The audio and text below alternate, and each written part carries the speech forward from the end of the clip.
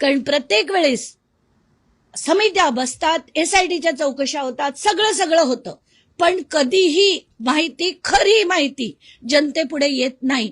हिम्मत आहे कोणाची एसआयटीची की कुठल्याही यंत्रणेची की शिंदेचे एवढे कॉल झाले होते, लोकांपुढे आलं असतं का कधी?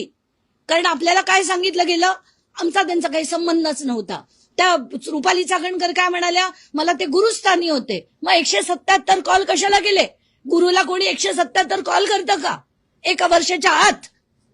आणि एवढे मिनिटं बोलणं झालं. एकनाथ शिंदेना विचारण्याची गरज नाहीये की तुम्ही हा कॉल केलात, 21 मिनिटाच्या कॉलमध्ये एक उपमुख्यमंत्री काय बोलले त्यांच्याशी?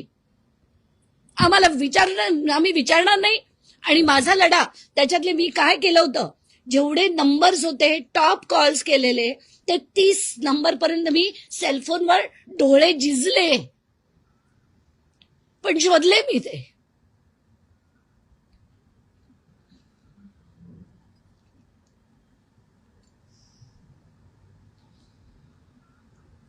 वाटेल ते बोलायचं, तोंड नाही म्हणून बोलत सुटायचं. लढून बघा एकदा, पक्षाचं छत्र न घेता. चॅलेंज आहे माझं तुम्हाला, चॅलेंज.